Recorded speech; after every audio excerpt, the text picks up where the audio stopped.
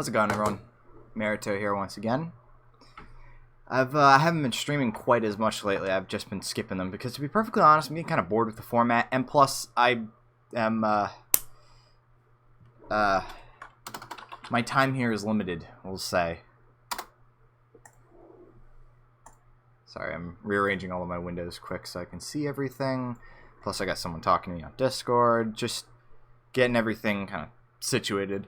But the guy I was talking to is apparently gonna watch. How about it? Anyway, but yeah, I only have like a week or two left here on campus before I go back to my cornfield internet, as Sushi, who should be dropping in any moment now, likes to call it. So I figure, why not we just play other things, you know, as opposed to what we normally do, which is play other things. I don't know how to start streams, and yet I still haven't quite figured that part out. But I'll tell you what we are playing. Anyone remember Pitfall for the Atari? It's a little... We can all unite with our cornfield internet. We are brothers united in the fact that none of us can do anything without significant lag and buffering issues. It's a painful experience, but we live it daily. We live it bravely. I spilled water all over. I just realized I was rushing trying to get this stream up. Oh shit, coal mine internet. Is that better or worse? I mean, I can kind of guess, but we need details. So, how about this old ass looking web page hosted on Tripod? Fucking Tripod. I'm sorry. I'm sorry. Computercraft Ender modems are probably faster than my internet. Let's be real. I have shitty internet at home. It's bad. That's why I can't stream. So I'm gonna make the best out of this one, and then I'm doing another one on Saturday, and that's gonna be the big one. Probably gonna go a little bit longer. Who knows? Maybe I'll have people on. And I know that, you know, we've got enemies of the of whatever watching. Sorry, I'm distracted right now. Like I said, this wonderful page, which was last updated, I think, 2002. That's how ancient it is. Actually, it's so ancient that if you look at the page source, HTML3. That's fucking quality.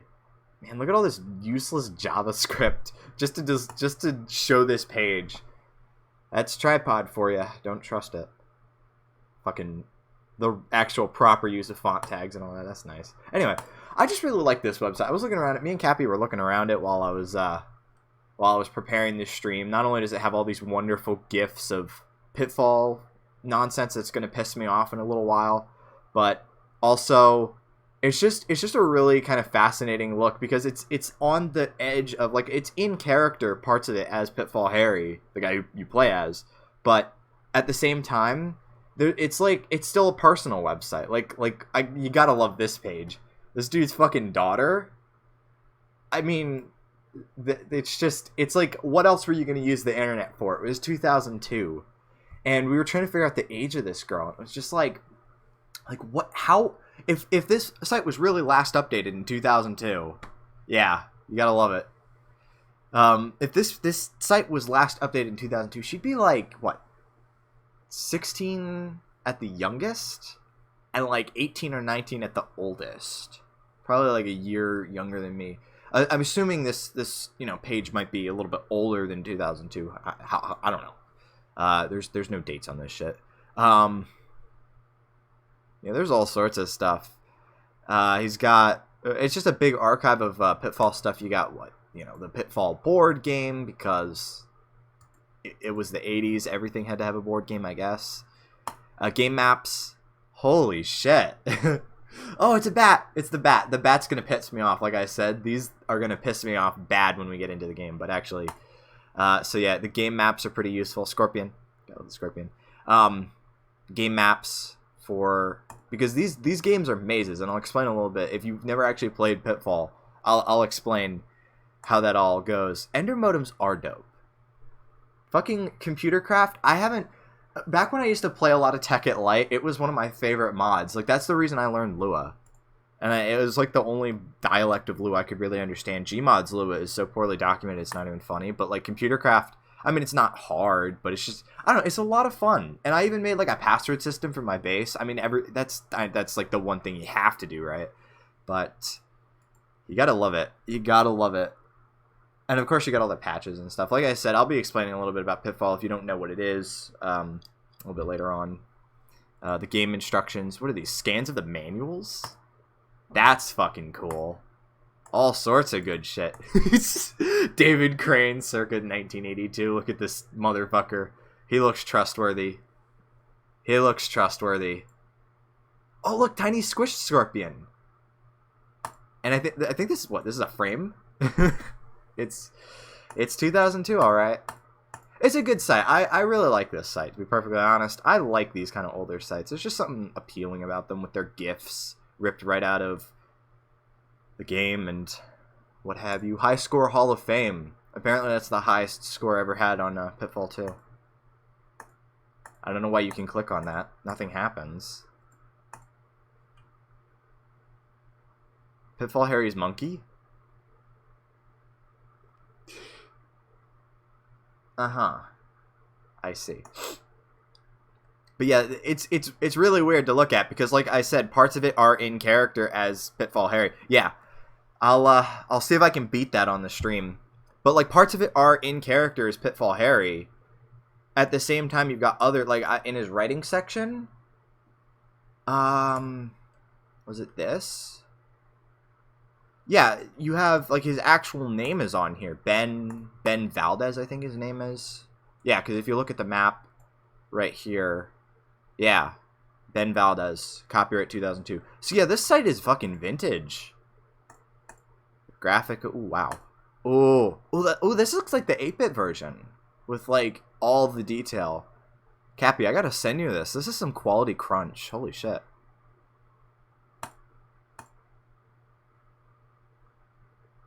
All right, so fuck it. Let's just get into the game because it's you know, we've been on the preamble long enough. I figure we'll start with the first one just to sort of introduce the whole thing about, you know, Pitfall and what it's all about and take you back to that golden era of 1982 when games didn't really have an ending. And then David Crane was like, hold my beer. All right. Just get this. And I actually was, the only reason I remembered this game, to be perfectly honest, was I was going through my files, I was going through my ROMs folder, and I was installing some extra cores for RetroArch.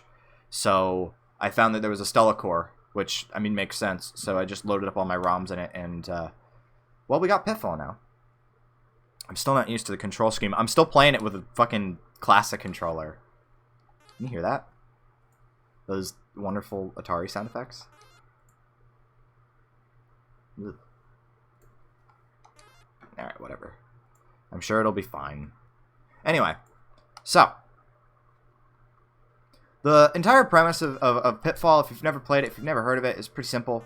Basically, you're this guy, and you're in a jungle. And the entire point is to collect, I think, what, 32 treasures in 3 lives, and the whole 1 bit of sound. The Atari, honestly, don't make fun of the Atari. For how anemic this machine was, it really was the little machine that could. Like, it's pretty fascinating. I think I talked about it with Niku on another stream. It's pretty fascinating what the thing could do. And I'll get into a little bit more, because I actually just watched David Crane's post-mortem from GDC about this, which is an absolutely wonderful watch. It's like a half-hour long. Yeah, no, I know you're not making fun of it. I mean, it is painfully limited. But it is pretty fascinating. But I watched the entire post-mortem of what he was doing with the machine, and it's just crazy what anybody managed to do with this console. Because I don't think I'm gonna make this. There we go. Yeah, there was a rattlesnake. I'll see if I can get another rattlesnake at some point. So yeah, like I said, the whole point is that you're trying to collect 32 treasures in a 20-minute, that's in real-time, time limit, and 3 lives. And you've got a variety of obstacles standing in your way. You've got the crocodiles. You've got, like we were talking about, the rattlesnakes. That down there is the scorpion. You've got these water pits. You've got rolling logs, what have you. You've got these underground tunnels, which can help you skip parts of the game. So, of course, with 255 screens, the entire point is that you're trying to collect as many treasures as you can within this time limit. 32 and the game ends. It's a pretty simple game. And honestly, it wasn't really my favorite for the longest time. And even still, I don't know, I'm kind of... It's a well-made game, don't get me wrong. It's an absolute classic. But at the same time, I don't know. I prefer the sequel. And we're going to be playing the sequel because it's hard not to like the sequel. Trust me, it makes this game obsolete, I think. But it's still a pretty fun game. And it's still a really nice-looking game for the Atari. That's just... I mean, that's David Crane for you. That's Activision for you. They were doing some crazy shit with the machine, like I said.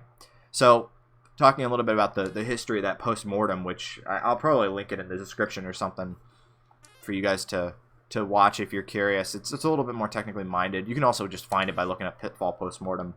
But David Crane goes into talking about how this machine...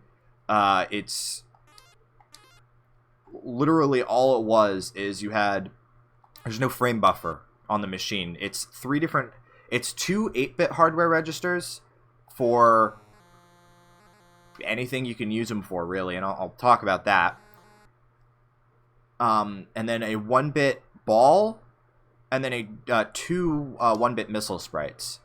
So that's all you had. You didn't have any sprites. Like I said, there's no frame buffer, so you're pretty fucking limited as to what you can actually do with the Atari. Except you're not. Because the Atari doesn't actually restrict you using these in any which way you want. So the entire thing is you have to draw the entire screen as it's being traced by the scan line or the electron beam inside the TV. And that's the entire deal. So as long as your code, is built for it, you can change the color of the 8-bit sprite on the fly. You can change the position of the ball and the missile sprites on the fly. So you can actually reuse these in creative ways, and I'll demonstrate some ways that Pitfall uses this kind of creatively. And then, of course, the other thing that the machine was capable of is sometimes they would just stuff random shit into the registers and make all sorts of glitches happen. And there's tons of famous examples of that. Yar's Revenge. See, there's a snake. It's a rattlesnake. And, of course, touching anything is instant death. There's no cool death sequence. It's just kind of like it plays a little bit of a sound and you restart. Yeah, snake. It's a pretty decent animation for the Atari, too. Oh, and you can fall. You can fall and you lose a couple points, It's just how it goes. But of course, what complicates actually being able to reuse all of these hardware registers for your own use is the painfully limited amount of RAM in the machine. We're talking 128 bytes. And you don't even get that full 128. That's the problem. So anything that you want to do, you're counting bytes for your ROM, your RAM. There's no limitation on your RAM or your ROM size. But a lot of games were 4K, 8K by the end of it. I think by the end of it, you were starting to see some 32K.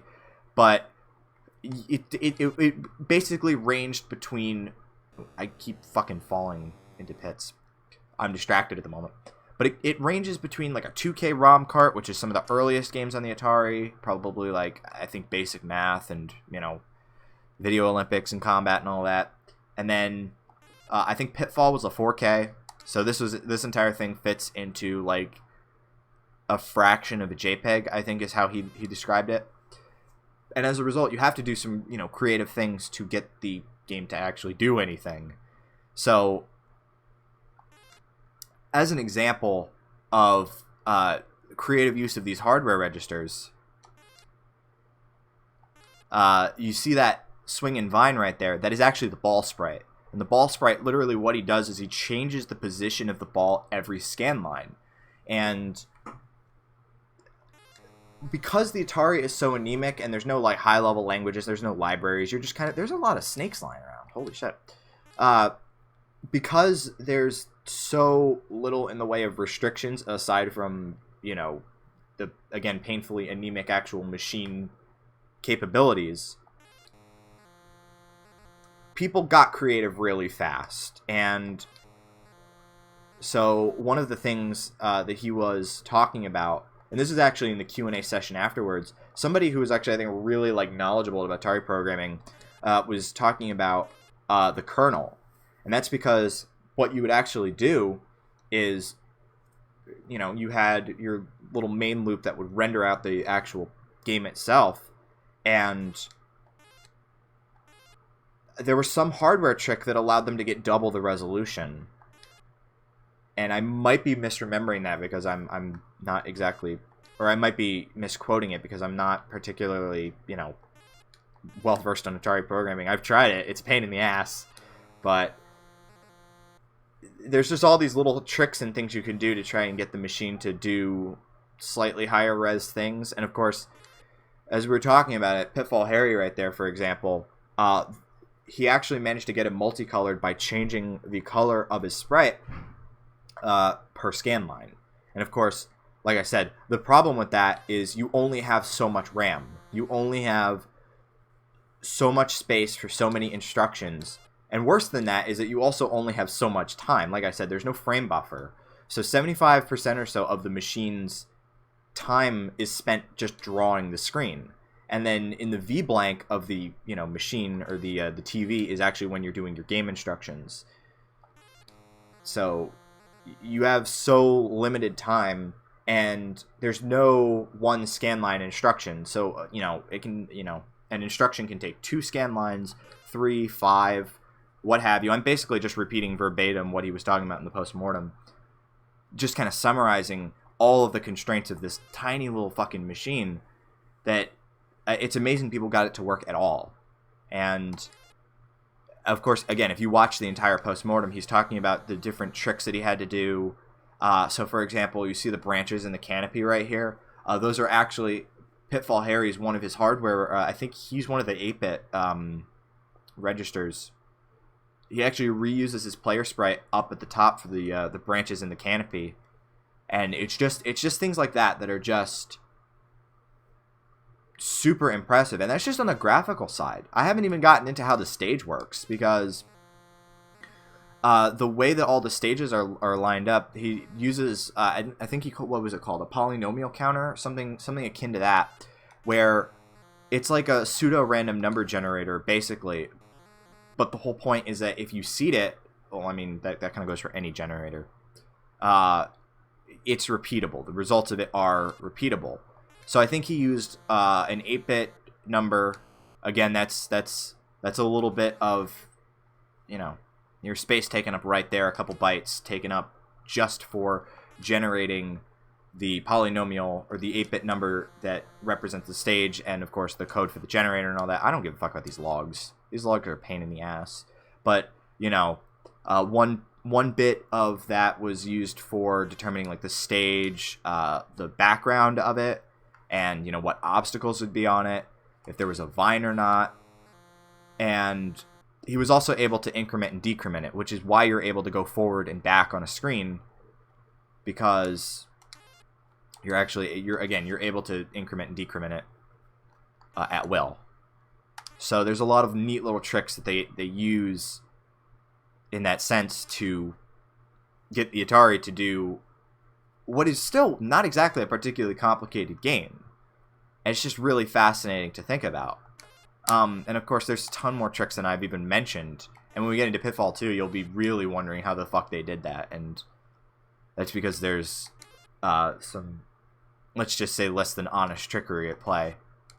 These scorpions are a pain in the ass to jump over. You kind of have to time it just like at the end of, right before you run into it. That's when you jump. And I have no clue if this is even going to lead into a brick wall. It might, and if it does, I'm just going to restart, because fuck that. I'm not jumping over this many scorpions again. Oh my god. This is obscene. Just come the fuck on. How many scorpions is that? Someone keeping count? Somebody better be keeping count.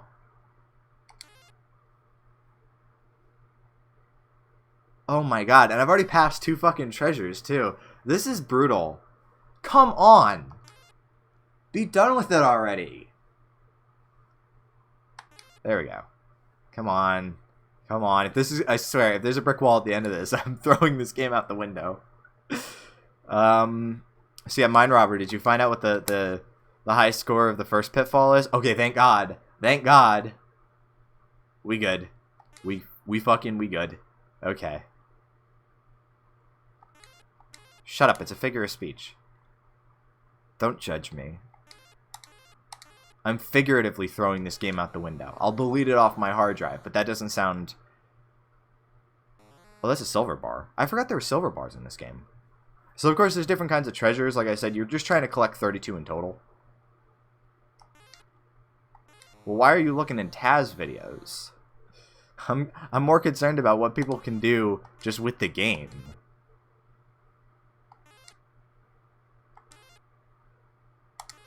I'm surprised I have not died. I have not lost all my lives yet. Apparently that was, oh, Twin Galaxies. Twin Galaxies is another thing. I kind of used to idolize Twin Galaxies, and then I found out they were all dirty cheaters. Yeah. I wonder why the Tassers get higher scores than people who play the game legit. I wonder. Come on. Come on.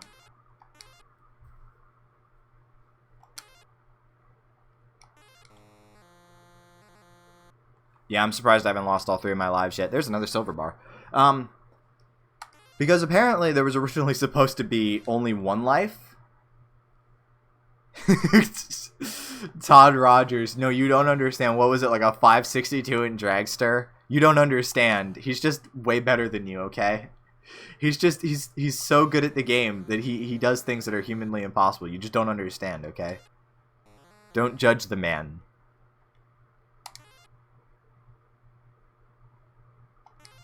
But, God. What was I saying? Yeah, so David Crane apparently originally planned for Harry to only have 1 life.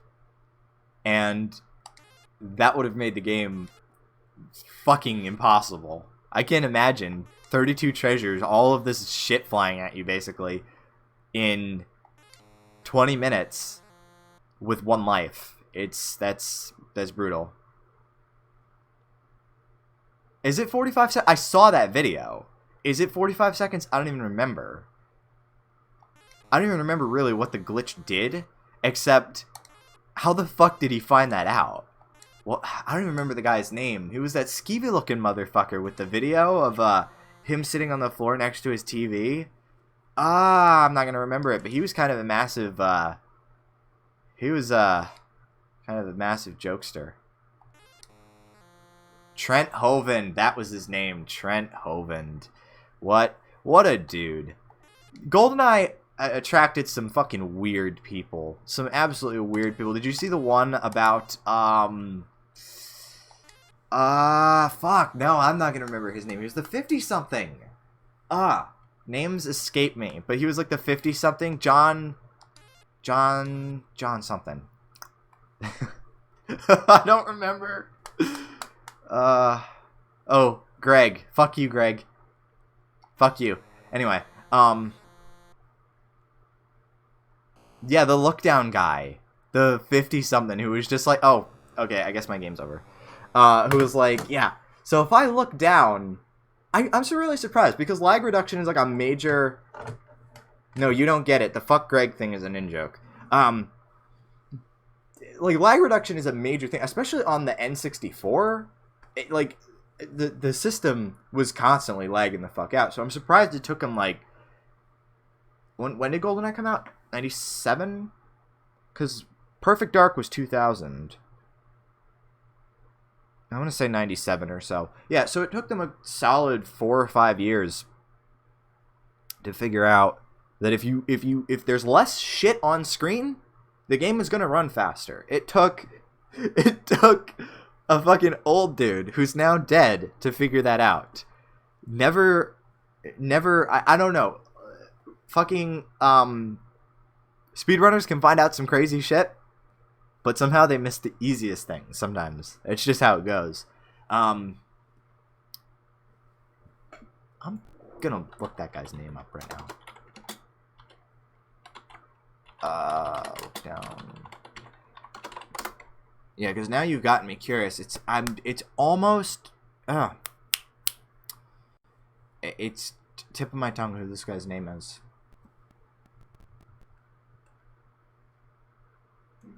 John Kalita. That was it. Yeah. That is the last time I'm ever clicking on R speedrun. Fuck you. Alright, well, you've seen Pitfall. It's kind of pretty simple. Let's go on to the sequel. Because, you know, it was the 80s. It was right before everybody got sick of video games. Pitfall was huge. What else were you going to do but make a sequel? Already, it's a massive improvement. And again, this is going to be another ramble about how this game works because it's pretty fascinating.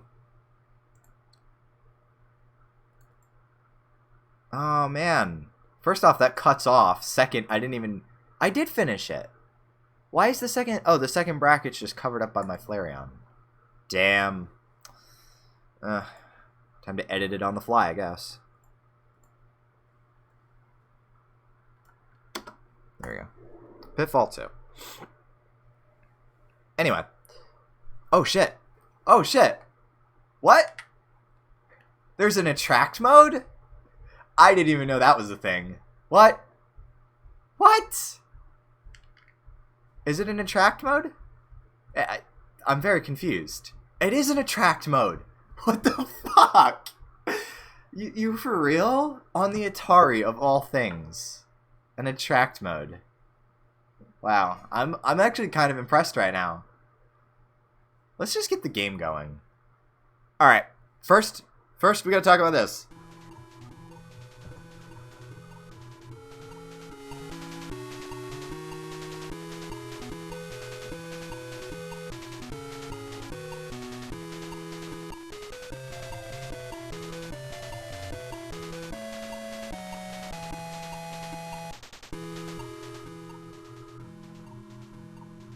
I've literally never let the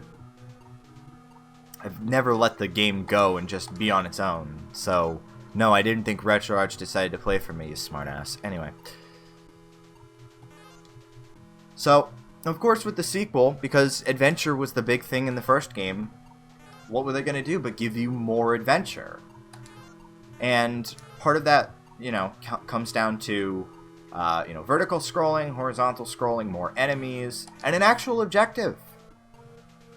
It's not funny. It's not funny. It's not funny. Anyway, so, of course, you know, video games were a wild and crazy time in the 80s. People were getting cartoon shows. People were getting board games and cereals, and it was a strange time. I just fell. Pitfall Harry doesn't give a fuck. His legs are okay. And there was actually a cartoon series called Saturday Supercade, I think it was called. Something like that. That was a shortcut. A shortcut? Checkpoint. Anyway. So, in it was actually a bunch of different video games that got their own shorts. I think Pole Position had a short. Donkey Kong might have. I don't remember on that one. Anyway, but Pitfall was also one that had one, and it introduced a cast of sorts to the game. You didn't just have Pitfall Harry, our main man. You also had, they gave him a niece, Rhonda. They gave him a mountain lion, Quick Claw.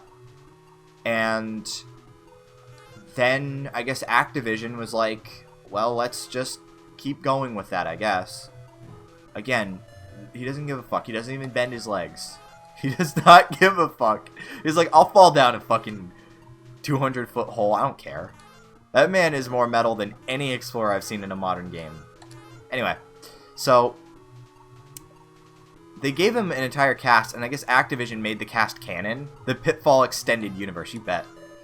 And so with Pitfall 2... you weren't just exploring in search of treasures, you were actually exploring in search of 3 specific things. You were exploring in search of rescuing your niece Rhonda, Quick Claw, who you actually saw at the beginning underneath me, and a diamond. I didn't even remember. The diamond has a name. I'm not going to remember the diamond's name. I could probably check on this Pitfall website real quick, because that's very important. Nothing is loading. It was a shit show. There we go. Nothing is loading right now. This is awful. Anyway. Alright, so I guess we're not going to find out the name of the diamond. I'm just going to call it the, I'm just going to call it the Hope Diamond. No, the Klopman Diamond. Yeah. So, we'll just call it that for right now.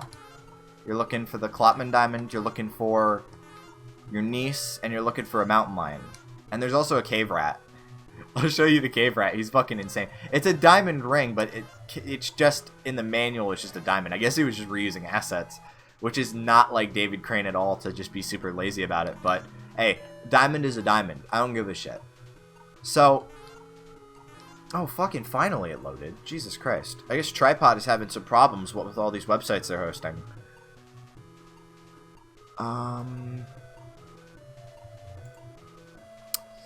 What are we looking for? Game instructions. Or is that just for the original Pitfall? So he doesn't have the manual for the second one.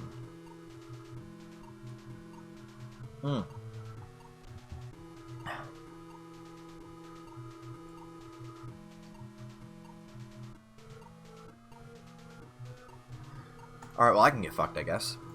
Let's continue. So, like I said, this added a whole bunch of extra shit. You've got, you know, you're scrolling up and down and all around. You're doing these gigantic leaps of faith. There's more enemies. You know, you saw bats. You saw condors. Condors. Yeah. Frogs. All sorts of shit. Hot air balloon. Just because fuck it. You gotta have a hot air balloon. Love it. Love it so goddamn much. This is one of my favorite games of all time, to be perfectly honest. I just love how absolutely clean, simple, and fluid it is, and just the exploration in it. It's so not obvious, and yet it kind of is. And I love it. And just the graphics are great, soundtrack is great. But like I said, it's not all honest. It's not all, you know, over-the-table stuff. Because this isn't actually using the Atari sound chip for much of anything. It's actually got its own onboard sound, because David Crane was originally a chip engineer. The Raj Diamond. Gotcha. All that Pitfall Harry lore. Gotcha.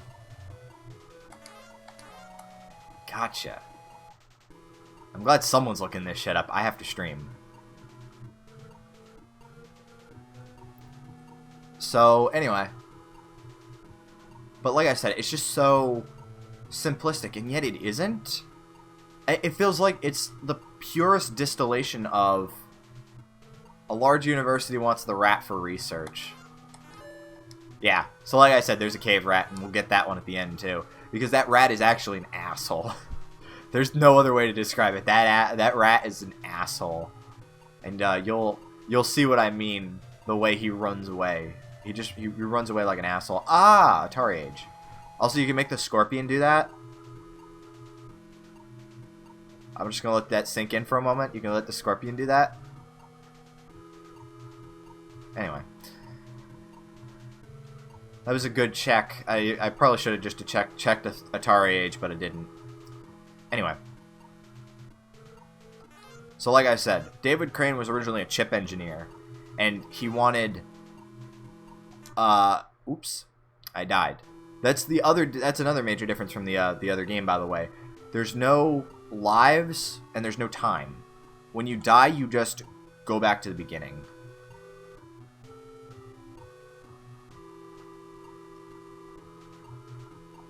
I think the mobs in Minecraft do that too. If they're trying to hop on a block and they can't get on that block, they don't realize the block is gone.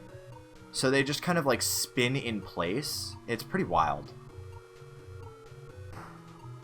Just kind of exploring. Like I said, this game is basically the purest distillation of exploration. And I love it for that. Again, these hot air balloon parts are just fucking wonderful. He literally, David Crane is like, fuck it, let's just have a balloon, and it's not even gonna be like a hot air balloon that you climb in. It's got a basket and it's all warm. No, fuck it. It's like a party balloon. It's just a fucking party balloon that you just hang on to.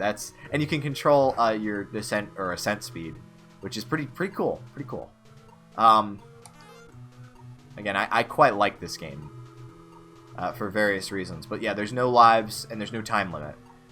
You pass by those crosses, and that actually becomes a shortcut. Or I keep calling it a shortcut. It's a checkpoint. Jesus Christ. It becomes a checkpoint, and if you die, you just go right back to that, and there's sad music, because Pitfall already died. It's sad, but I guess he gets brought back to life. And then it's okay. I'm still playing this, by the way. I'm not playing this with a joystick. I'm playing this with a fucking... Oh, there's another cross. That's good. I hate these frogs. These frogs are probably the most annoying thing to pass, because the timing on them is so specific. The condors are worse. So there's Rhonda. I'll take that. Thank you. So we've got 1 out of the 3 things we need to finish the game. Now, I think we're going off and looking for the Raj Diamond. Ah, fuck me. There was the balloon. If I land on something. Son of a bitch. Whatever.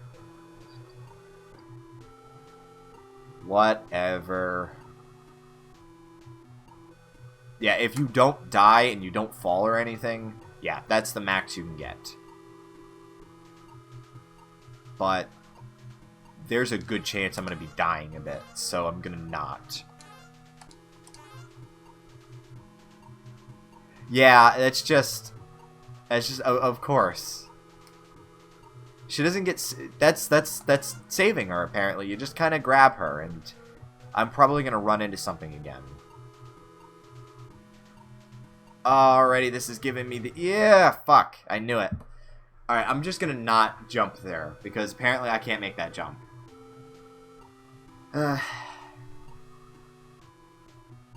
Whatever, I took that risk. I knew what I was doing.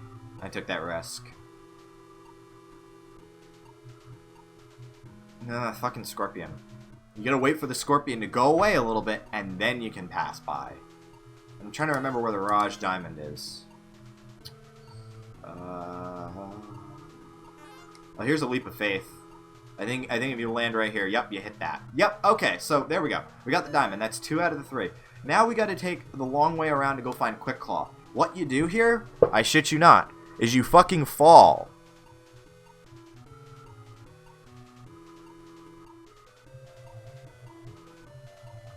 There you go. Now you're on the path to Quick Claw and the rat. And I'll show you the rat, because the rat is an asshole. Man, we're only 40 minutes in. What the fuck? But this is probably the most tedious part of the entire game, because, again, these condors and these bats require pretty perfect fucking timing to pass by them, and they are a pain in the ass because of it. So, what you have to do is, of course, you have to get him right at the apex of his flight pattern, and even if his wing grazes you, you're done. So... it's a lot harder than it looks. The scorpion is actually probably the easiest thing to pass in this game. It was a pain in the ass in the original Pitfall, and it's no easier here. But nonetheless, it's way easier than the shit that they did add, which includes these fucking condors. And there's no duck, by the way. There's no duck. You go left, you go right, you jump. The bats are a little bit easier. It's kind of hard to get grazed by the bats. Watch as I get grazed by a bat. Alright, we're good. But the condors are like the worst fucking part of the entire game. They're just such a pain in the ass. And if you miss your chance to pass by him, you just kind of have to go back off the screen and go back. And of course, that's where these checkpoints become really fantastic, because without them, nobody would play this game. Doing it all on one life, like the original Pitfall, would be, again, a monumental challenge. So yeah, like I was saying, the chip that David Crane actually put into all versions of the Pitfall 2 cartridge is actually a bit of a cheat, because it's not using the onboard Atari sound for anything. It's just using the chip for the harmonized, or maybe it is using the Atari for the sound effects, but the chip is what's actually creating, I think he said it's 3-part harmonized. So it's the chip that's doing all the music work. And I think it's also doing some extra shit with easing the processor, and it seems like I actually have a better chance of getting past the Condor if I just stand still. So I'm gonna do that. Anyway. Fuck off. Fuck off. Fuck off. Fuck off. There we go. I want to get on the ladder, and I want to wait. Jesus Christ, that was close. I actually jumped at that. I actually fucking jumped at that. This game gives you some goddamn close calls, I tell you. There we go. I'm telling you, that's pixel perfect. That is not easy to do in the slightest. They didn't fuck around in 84. So there should be a checkpoint coming up, which is merciful. Yes. Okay, we're good. So now, we've passed the first... Oh, shit. Ow. So we've passed the first part of our journey back up the cavern to go get Quick Claw. And I actually didn't know how to get to any of this shit for the longest time, because I used to play this a lot when it was on the emulated version included with Pitfall 2, or not Pitfall 2, Pitfall the Lost Expedition. I did feel that more than Harry did. Harry doesn't even flinch. You should fucking... Here, watch. This guy can fall down a fucking hole. Doesn't even move. He's just like, fuck you, ground. Like, that man is a champion. So, I actually didn't know how to get to this part for the longest time. I actually didn't know how to get here. The bat can't hit you when you're just standing on top of the ladder, by the way. Because I didn't remember that there was a hot air balloon. I only just remembered it earlier today while I was trying this out again. I'm like, I have no clue where to go. So then I just waited, and I was like, oh, right. So you wait for the bat to pass by, and then it's a hot air balloon. Then you travel up. And now the rest of the game is, you know, coming back into focus. But I played this a lot on my PS2 when it was under the Pitfall the Lost Expedition header. Because it was, I think, it was either an unlockable or a cheat code thing. And the sound was a tiny bit off. I actually prefer it. I actually, honestly, it's just a nostalgia thing. I actually prefer the emulated sound. I think it's a little bit flatter. That's the thing. So yeah, you see where this gets kind of tedious, where you just kind of have to wait and pray you don't get snagged by the Condor, and then you just keep going up. And I mean, admittedly, it's not exactly like the most, you know, exciting part of the game, but you know, we're up. I think we're up decently close. I think, yeah, okay. So we got the Scorpion, so we should be decently close to Quick Claw. If I don't, oops, I went too fast. All right, so how far back am I? Alright, just a couple levels. I can do that. But if you get snagged once, you have to go back to the checkpoint. It's kind of a bitch, but you deal with it. You get past it. Yeah. I really don't like the Condors. I don't like them at all. They're brown and weird, and I don't trust them. Do you trust them? I don't. The bats are okay, though. The bats are probably rabid, but they're okay. They're an alright bunch.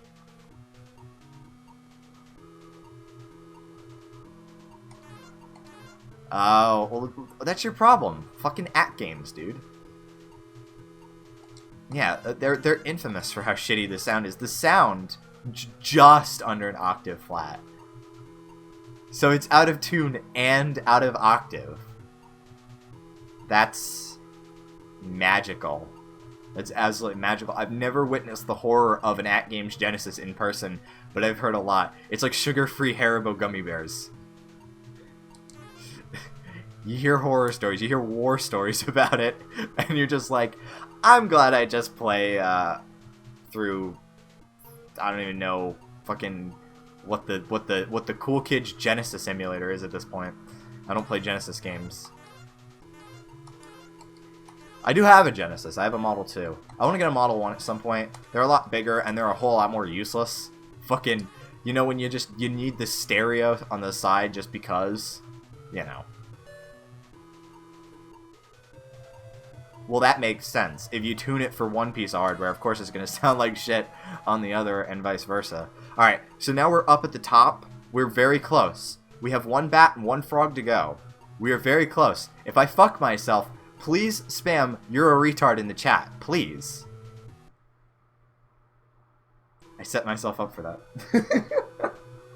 Fuck, I hate this.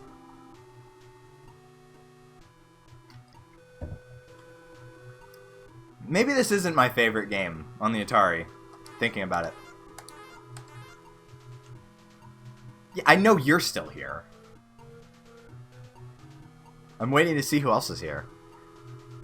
Come on, people who hate watch the stream. You have a golden opportunity. You have a golden opportunity to call me a retard.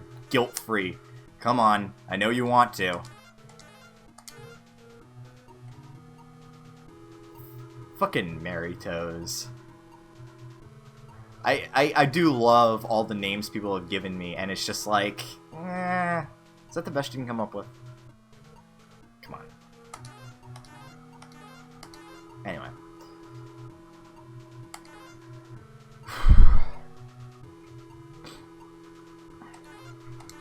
Alright. It seems like everyone else is gone. I was expecting a whole lot more. That's... Why have you all abandoned me? Okay. So it seems like the foolproof way to get behind or get past the condor is just to stand fucking still and let it sail over you. Jesus Christ. The bats are an alright bunch. Except when I fucking die from them over and over. I've gotten good at the condors. The bats can suck my entire dick. I'm getting upset. I'm getting upset. I will beat this. I will beat this. And then I'm never playing it again. You know, for a couple years. And then I'll play it again. Oh, there you are. The entire dick. The entire dick. Just rabies and saliva all over the dick. Okay, Cappy, you can not. Thanks. Appreciate it. I really don't want to do this again. All right. So let's be very careful. Let's be very, very cautious. Let's be like Pitfall Harry and not even flinch. There we go. Come on. Come on. Come on. I want to beat one game on stream. Come on. Oh, fuck off! Whatever. Whatever. Whatever. This is the part where I'm bad at video games. Let's not... no worries. I didn't die to a bat. I died to a condor. No worries. Come on. Okay. So you just let it sail over you. And you... I'm telling you, this is harder than it looks. I'm telling you. If somebody is like, oh, you're just shit at video games, you fucking try this. You fucking try the timing, and you try doing that 150 times. Watch. Watch.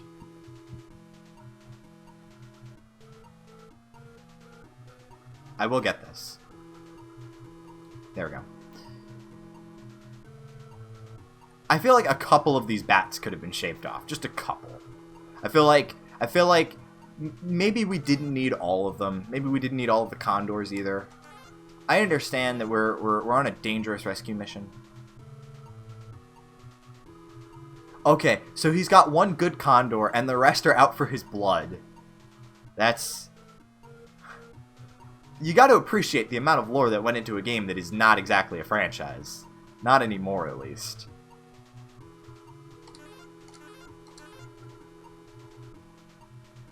Maybe, honestly, maybe the condors are trying to get back at Harry for enslaving one of them. Maybe that's it. Making me fucking really fucking goddamn fucking nervous. Okay. Alright, we're at this spot again. I'm just gonna not breathe. Nope. Nope. Nope. The timing is fucking perfect on that.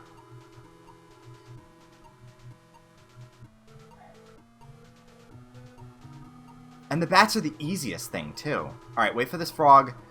Come on. Yes! No, wait. I gotta get the rat first. I gotta get the rat first. That would have ended the game. We don't want that. So that's the rat. That rat is an asshole. That rat is mine. Now we can grab the lion.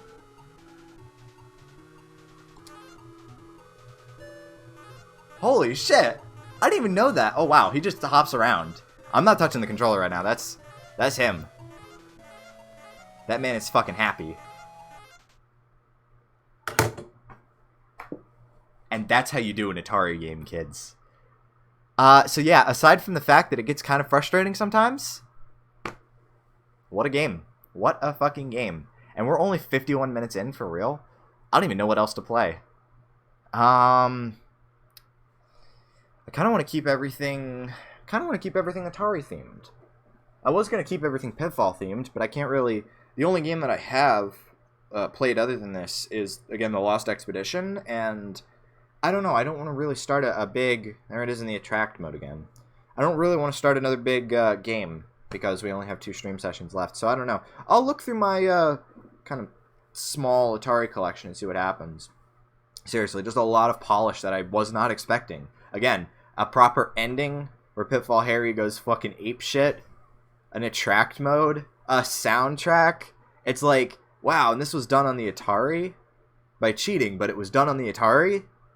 And you should see the 5200 and the 8-bit versions too. It was actually that map, the one I was calling really crunchy. Oh, and there's water too. I didn't even mention the biggest part. Look, water. Water. Oh, and he dies. So, anyway. Yeah, the 5200 and 8-bit versions, they're not like super upgraded in terms of graphics quality. Like, I don't think they're really pushing the machine to its limits or anything. But it does have an entire second canyon. So, if you're looking for a challenge, go get an 8-bit computer. I don't know. But for right now, let's reboot RetroArch and see what we got, because I don't fucking know.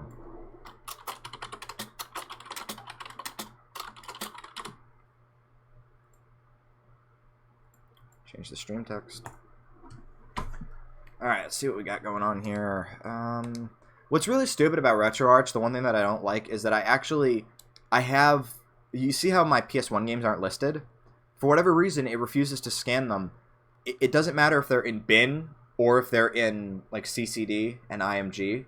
It just refuses to appear in a collection. And I don't know if there's a way you can manually make a collection or what have you, but it's kind of stupid. But yeah, so I have... It's not a particularly great selection of any of these. I should probably go grab more ROMs at some point. I don't know. But yeah, for right now, we'll just look through what I have in here and I'll grab more if necessary. Oh man, Scuzzy Side. I was playing that earlier. That's a weird one. It's like fast food, but you're a hard drive rather than a fat bitch. Galaxian. Galaxian's a pretty fun one. Centipede. Centipede's kind of, you know, Centipede, but... Oh. Actually, you know what? Let's talk about ROM hacks. Let's talk about ROM hacks for a little bit. This is a weird one. Yeah, so this is a really weird one. This is kind of like the gold standard of weird ones. Unfortunately, it's an emulator, and I don't think you can do that two-shot trick on an emulator. I have an actual Space Invaders, so, you know, I've done it on real hardware. It's pretty simple. But, I guess for a trade show or something that Coke was a part of, Atari was like, yeah, we're going to make it so you're shooting the shit out of your competitor. And they actually made, like, a proper ROM hack featuring Invaders, and... It was called Pepsi Invaders, but it was also called Coke Wins, which I think is displayed at the end of the game. And it's literally just 3 minutes, and you have infinite lives. That's a weird one. And I don't actually think I have the actual Space Invaders ROM, which is weird. This part becomes stupid without the fucking... There we go. That part becomes really stupid when you don't have the double shot. I don't know if you can do a double shot on an emulator. Has anybody figured out the mechanism behind the double shot glitch on Space Invaders?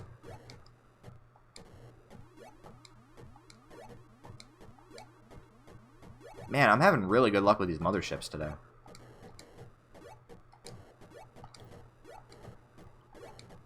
Oops. But yeah, I wonder if anybody's actually figured out the mechanism behind the double shot glitch in proper Space Invaders, which is probably still in this. I don't know. I've never tested this on real hardware. I have my Atari sitting in storage, and maybe someday I'll collect more for it, but I kind of fell out of collecting all of these consoles. Shit. Fuck. Fuck. Fuck. No! Don't squish me. Oh, you can't get squished in this. Okay. That's fine with me. But yeah, this is apparently, like, exceedingly rare. I remember reading Atari, or, browsing Atari Age's, like, library a lot and kind of drooling. I used to be really, really, really into retro games when I was, like, 10 years old. So, a lot of this is, like, a blast from the fucking past for me. It's kind of weird. I grew up with Atari, but I grew up with it in a totally different way. I grew up with, like, Classic Game Room and shit. Anybody else remember Classic Game Room? Oh my god. I miss Mark and Dave. Now he's doing some weird shit on Amazon Prime, I think, and it's just like, it's not the same. It's not the same. I miss when it was just you droning on about Sega Rally Championship. Or Red Faction. I still need to play Red Faction. Come on, finish this wave. Got it. I can go forever on the real Space Invaders.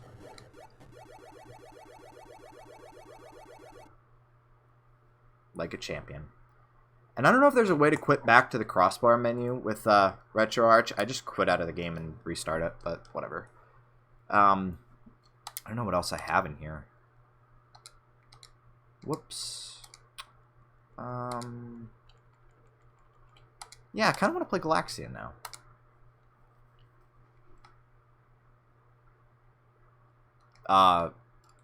Galaxian?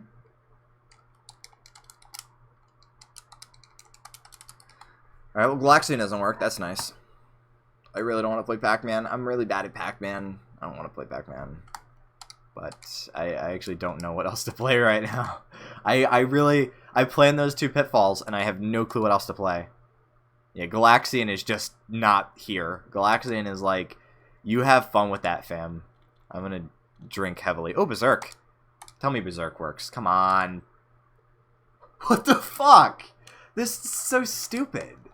Why are none of my actually, like, fun games I want to play working? Ah. Yeah, quality sponsorship. There was a bit in Retro Game Challenge that riffed on sponsored games. The Rally King, you had to play through it again. I think it was the exact same game, but instead it was sponsored by, like, noodles. It was pretty great. And I got damn good at Rally King, so bitch, I've been restarting RetroArch every single time I've tried to load a new game. When you see it disappear on screen, that's because it's gone. Anyway, so I'm playing on Stealth. Come on, Yar's Revenge. Yar's Revenge, come on. There's no way this is a coincidence. Don't tell me, like, the core shit itself or something. Here. Content, collections. Can I go back to Pitfall? Okay, well, Pitfall still works. We could just play Pitfall off stream. I'm not doing that. Emulation.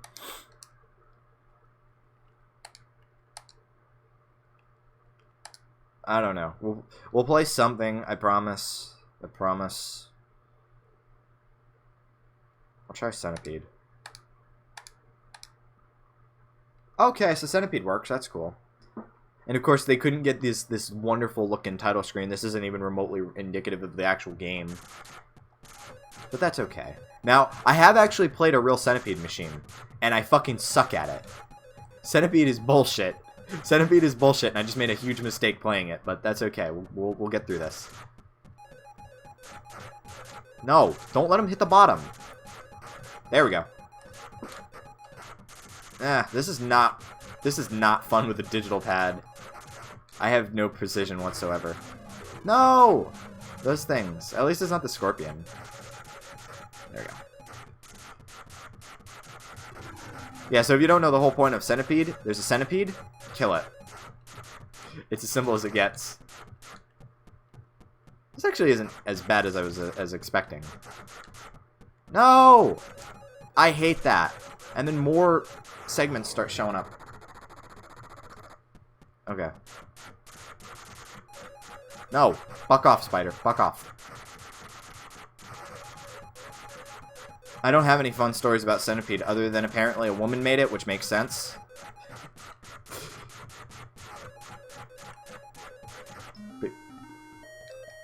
Thanks, I get an extra life. Oh, there's the scorpion!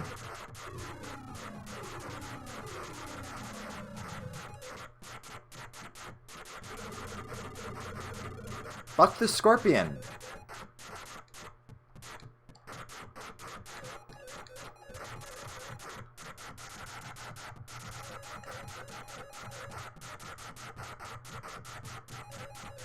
I mean, it's Centipede. I wish I had at least Millipede on here, but Centipede. Oh, this is a shit show. This is a shit show. Get the scorpion! Fuck. Scorpion's a piece of shit. The scorpion is a piece of shit. Come on. I seriously need something to play. The one time fucking I need actual people here, everyone is gone. It's kind of awful. Because I have no clue what to talk about. This is why I don't stream anymore.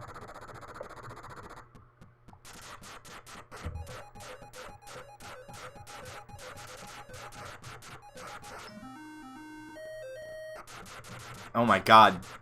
Matt, get back in here. Someone mentioned Tecmo Bowl. Get back in here. I don't even know if I have the Tecmo ROM. I'll grab it quick. I like me a good game of football, I think. Oh, that scorpion is a bitch. Come on, can I at least get 30,000? I want to try to get 30,000. Oh my god. The scorpion is just going like supersonic at this point. Oh fuck. Alright. So that's the end of that. Yeah, I'll grab the ROM quick off of them. If you want an easy win, I'm not doing net play right now.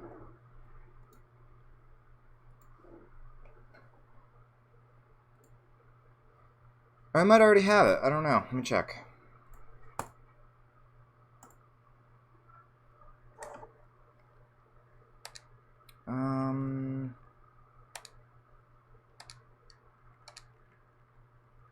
What do I have in here?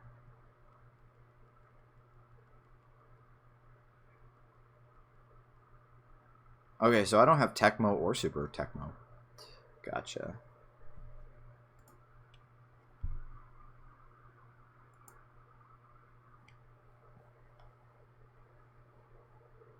Well, I'll just grab both then.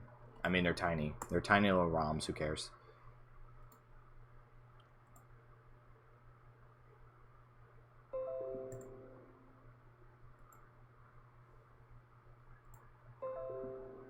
There we go. ROM's gotten.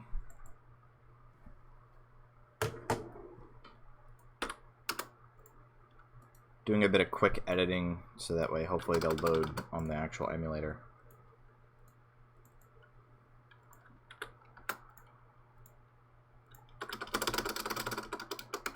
Okay.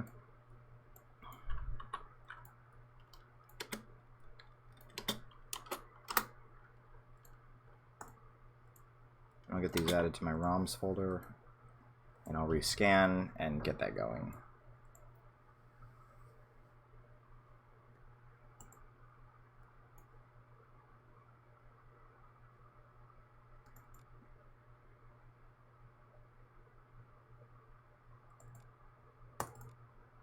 I don't know, I'm up for something. We can play Tecmo. We can play Tecmo.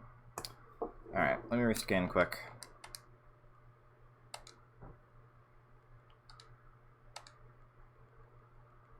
Oh no, you're gonna see my entire hard drive. Oh no. Oh no. What will I do? Oh no.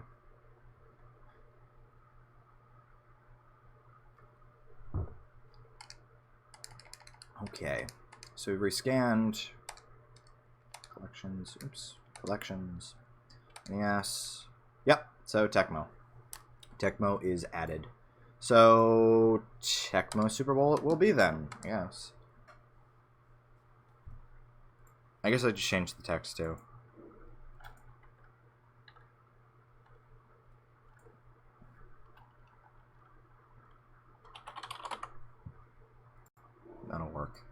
Oh, fuck off. What is going on with RetroArch now? Why is nothing loading? I've never had a game fuck up except now. That's stupid. That's really stupid. Let me play with it a moment. Hold on. Because I kind of refuse to just have every game fuck up on me right now.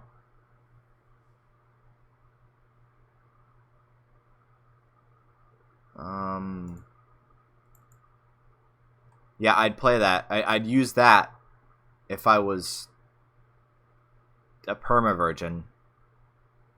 Got him. Where the fuck does it store the cores? I'm getting bothered. I'm getting really bothered right now. That's I guess it's not in program files. Maybe it's in. Guess not. Program x86.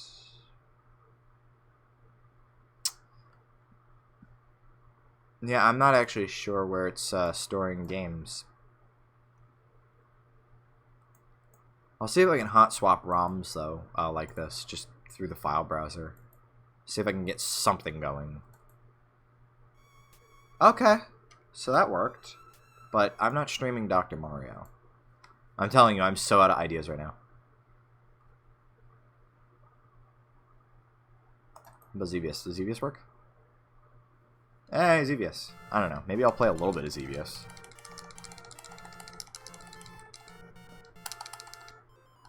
Yes, it's the pill game. Everyone's favorite. I'm so used to the version of Tetris on, I'm so used to Tetris Max on 68K Max that I will never go back to the Nintendo one. Just so used to it. I've gotten really good at Xevious as of late. I quite enjoy it. I don't know, chat seems kind of quiet tonight. Which is perfectly fine. Don't have to keep little me company or anything. But, yeah, I guess I should talk a little bit about the future of streaming on this channel. Oh, fuck. That was close. I almost got gang raped. Sorry to all gang raped people. Horrible memories. Anyway. So let's talk a little bit about what's going on with streaming in the future of this channel. Because like I said, I only got like a week or two left here on campus before I go back and have to deal with, again, cornfield internet, as Sushi put it. I do wonder where the dirty dick himself is tonight. I hope he's doing okay. Haven't talked to him in a couple days. For all I know, he could be dead. He always struck me as kind of a heroin junkie, so I don't know, maybe. Like I said though, that's data, dude. Fuck off. It's actually, yeah, so like it's a massive pain in the ass to stream back at home, and I'm not going to. Which kind of, I guess, leaves the future of this channel to once again be a dump for, I don't know, random stuff. Usually just music and footage I've captured from Guitar Hero versions, I guess. But I don't know. I'm kind of mixed on the whole streaming thing, to be perfectly honest. I've been doing it for a semester, 2 semesters or so. And it's fun until it isn't. It's fun until it's like, well, I have no clue what to play, or you get a bum game, or you get a game that won't load, and you're just sitting there going, what am I getting out of this? I mean, it's fun. I enjoy talking to people. But at the same time, it feels like it could be a whole lot more interesting. A lot of it is you are relying on chat, you know? And that's just really satisfying. I like shooting these weird mirror things. But when it comes down to if you have nothing planned, it just kind of, it goes weird. You're just not sure what to do. And I mean, I'm enjoying Xevious, but this is kind of a weird version of Xevious anyway, with eye-searing colors. I don't know, maybe I will play Dr. Mario. Fuck it. It's my stream. You'll watch me play games, and if you have a problem with it, make your own stream.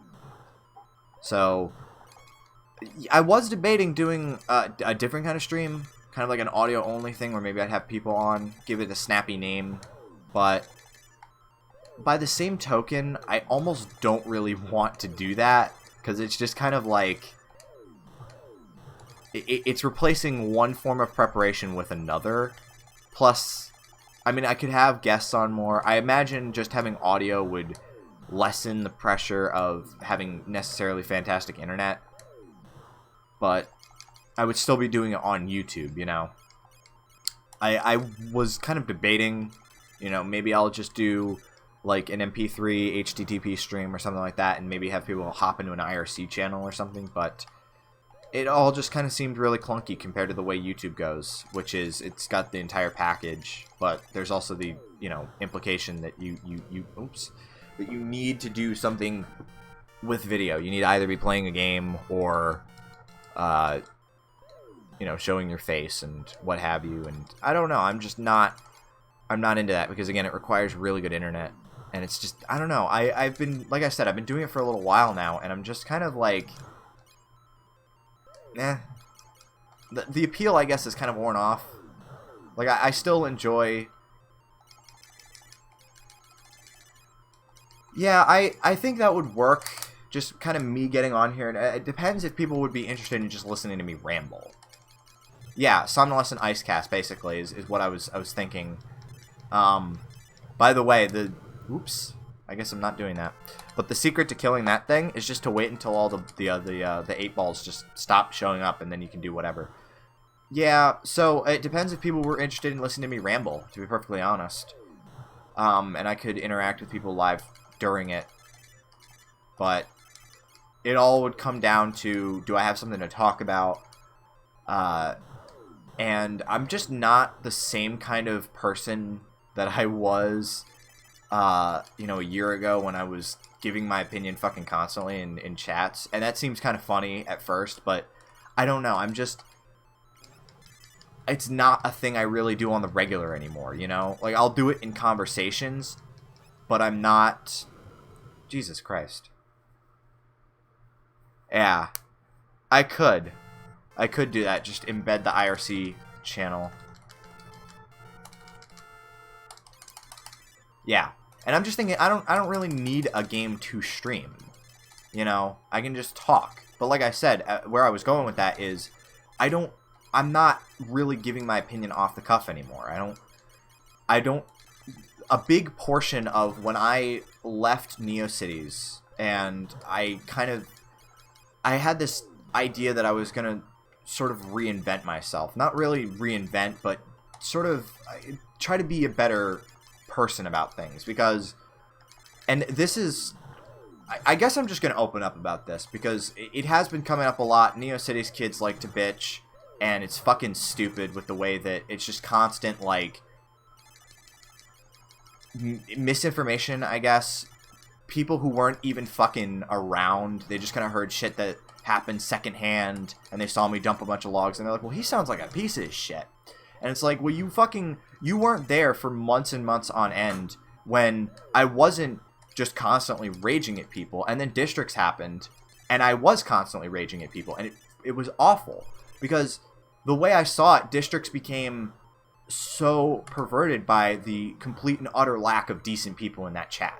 So the only thing to do is fuck around with people at that point. And I don't know, it's fun, but it's also just kind of like boring at this point. I'd much rather have an actual decent fucking community than anything. And that was where I was hoping to go with the Merito chat, the Mary Fans United thing that Capu set up. Where I originally was going to go with that was, I don't know, maybe I'll get a bunch of people that I like together, and I'll have actually semi-decent conversations. And what did it turn out to be but, you know, a way for people to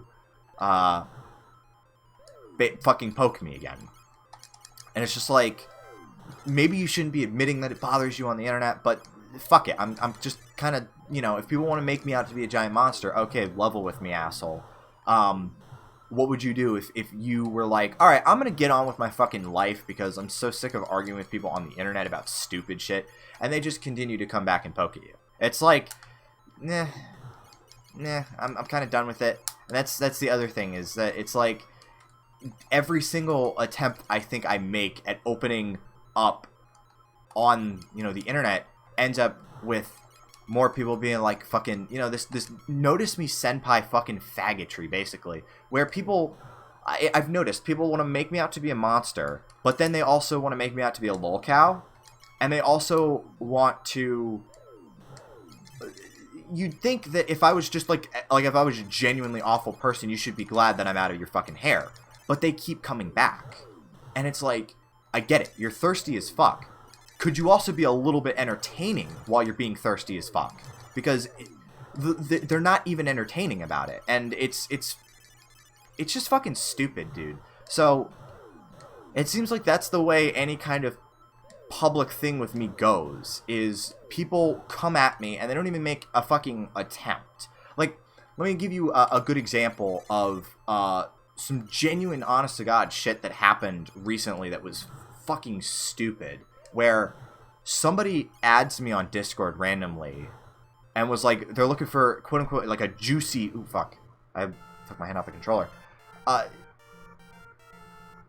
Yeah, they keep chasing, and that's because they don't actually think I'm a monster. They're just really fucking thirsty, because the problem is they have nothing else in their lives. You know, they think they do, but they're empty. They're empty, their lives are empty, they're fucking sad people. They don't have anything else. I was the only person who, like, looked at their site, basically.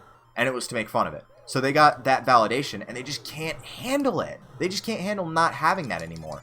So, at once, they're trying to make me out to be this fucking monster. At the same time, they're also trying to make fun of me. And it's like, you can't do both. You literally cannot do both. You cannot make fun of something and be angry at it at the same time. It doesn't work. You just look like a head case. It's because they are a fucking head case. But it seems like that's what happens every single time I try to do anything public. It just becomes a fucking total mess. And in a way, I don't know. It irritates the crap out of me. And where I was going with that story, though, somebody was like, they added me, and they tried to, I guess they were trying to pretend like they were up on the drama, or they were trying to get my side or something. And I later found out, because I have an ear in their fucking chat, and people like to just admit shit in public, like it would probably help if you're trying to fuck with me to not admit it in a public chat where you just look insane. But this fucking person was like, oh, I was hoping that I could help him not be a shitty person. It's like, who the fuck are you to come into my DMs and try to moral fag and fucking lecture to me about what the fuck I should be? You didn't make any fucking attempt to know me. You didn't make any attempt to see shit my way. What you did was you came with, like, fourth-hand fucking knowledge of some shit that happened months ago, and just this preconceived notion of me being, like, a shitty person. And that's what you're operating off of. That's what you're coming to me with. And you're like, oh, I'm gonna help you. Who the fuck are you except some insecure fucking teenager on a Discord server? Fuck off. It's like, it's so, what do you call it? It's talking down, really. And because they all think they're better than me. And the problem is they're all massively forgettable. And even if they were, congratulations, you're better than a fucking person on the internet. People like to say that I have a massive ego, and I think I'm not the one who's constantly trying to, like, show up some random guy who said your dick was tiny once. Like, how fucking bothered can you get?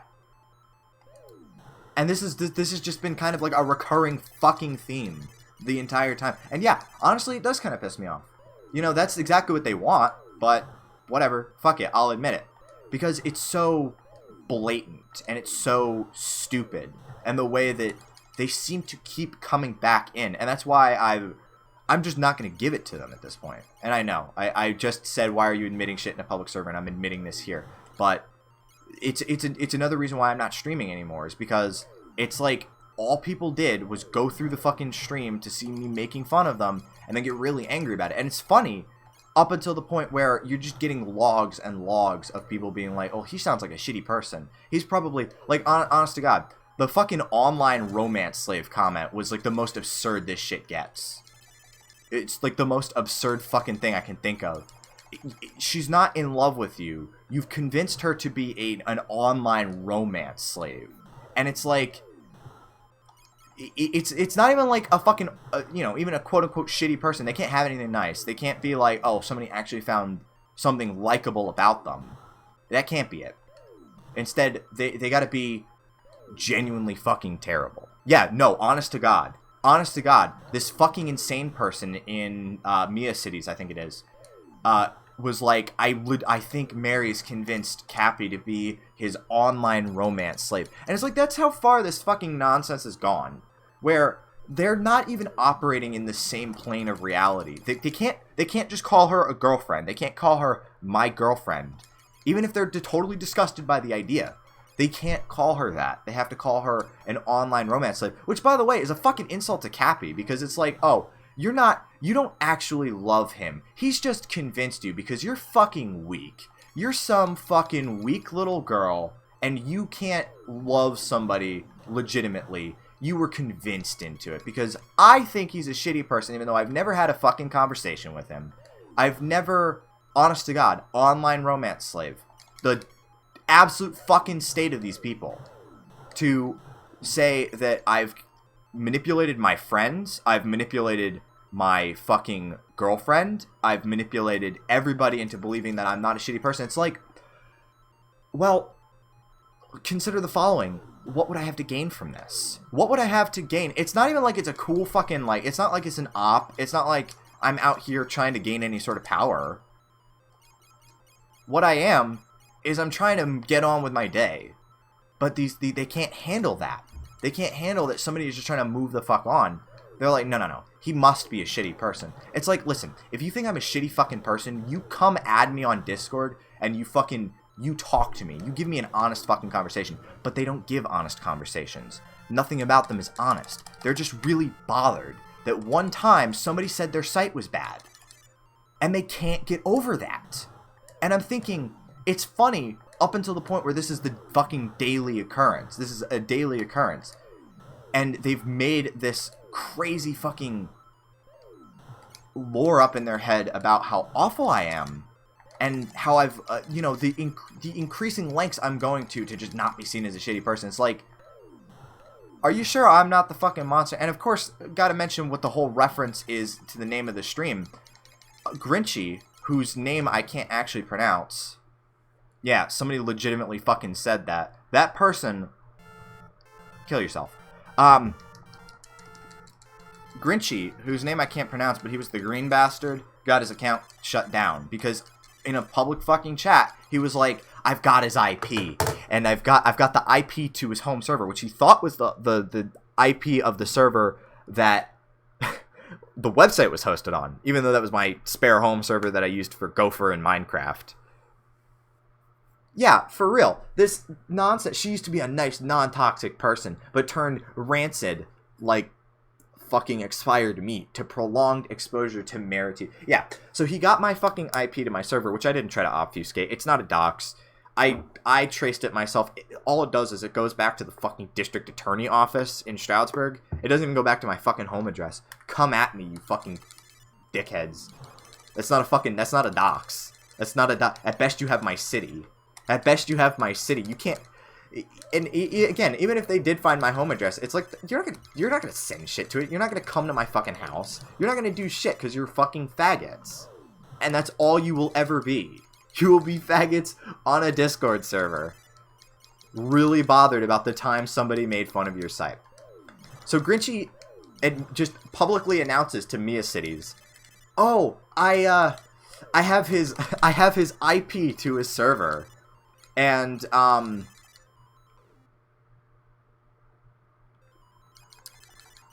have the IP to his server, and he was gonna hack it. He was gonna destroy it. Somnolescent will be no more. He proudly fucking said, and then wondered why Discord killed his account. Which, by the way, I don't even fucking remember. Yeah, they were gonna be like, oh, we're gonna hack the Somnolescent site with malicious code.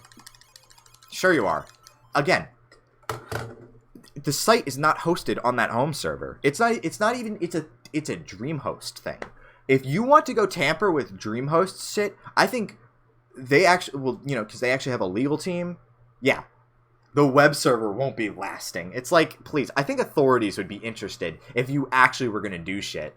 But again, Grinchie wasn't going to. Grinchie later fucking apologized. He's like, oh, I just said it out of anger. It's like, no, I say shit out of anger. You're, like, legitimately vengeful because, and get this is the best part, right? Yeah, I've said many times, it's DreamHost. You want to hack fucking DreamHost, you have fun with that. They can handle you, and I think they would actually notify the proper fucking authorities. And let's just say, I don't think a criminal record looks good on any of these 16-year-olds who wanted to fight a holy war against a fucking person who, again, made fun of their site once. But, you know, he was just like, oh, you know, I'm gonna dox him. I'm gonna ruin his life because that's what he does. And when he got his account taken away, everybody in that fucking server was like, well, you know, I feel bad. You know, but I can't really say that it's like you shouldn't have done that because it's Marito, and it's like, fuck off.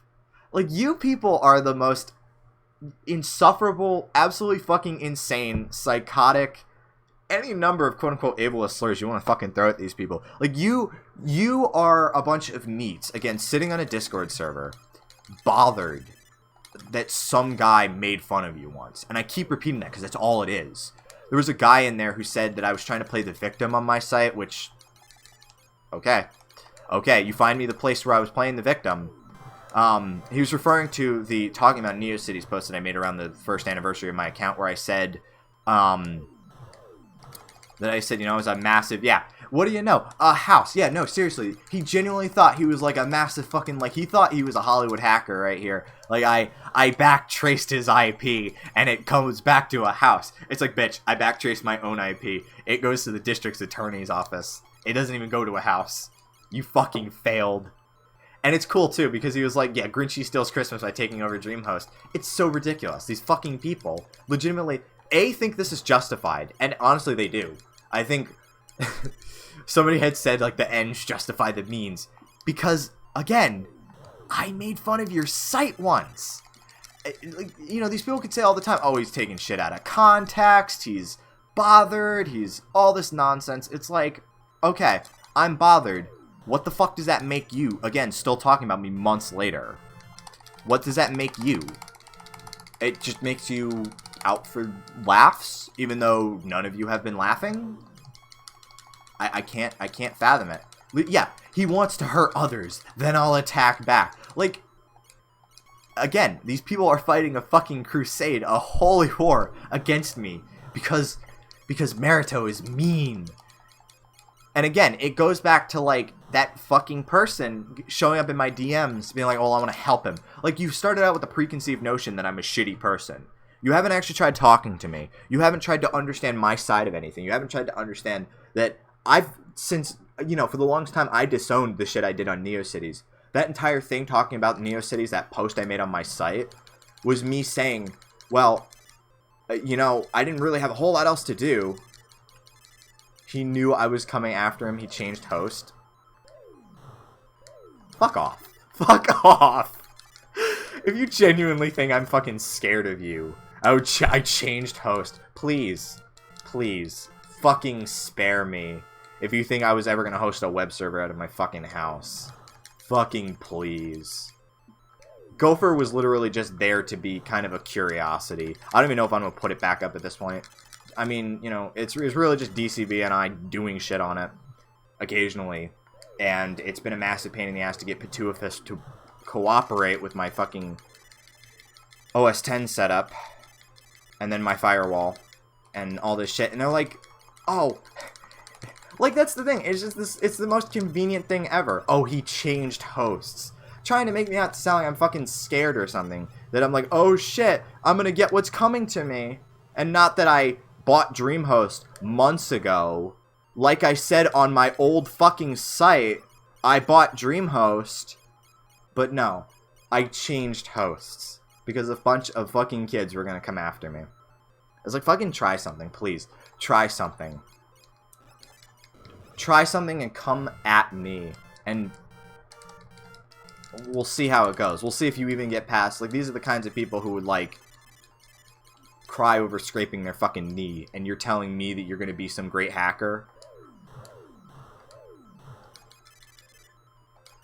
Yeah, honestly,